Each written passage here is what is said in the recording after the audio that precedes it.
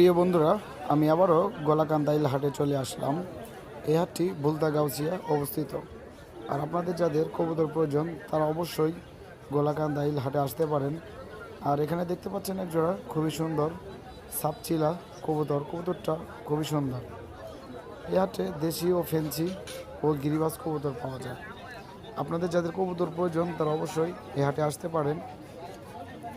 এখানে দেখতে পাচ্ছেন এক জোড়া কালো বোম্বাই কবুতর ও এখানে আরও এক জোড়া লাল কালারের রাজগোল্লা কবুতর, অনেক বড় ঝুটির। তো এই ধরনের কবুতর কিনতে হলে অবশ্যই গোলাকান্দাইল হাটে আসতে হবে।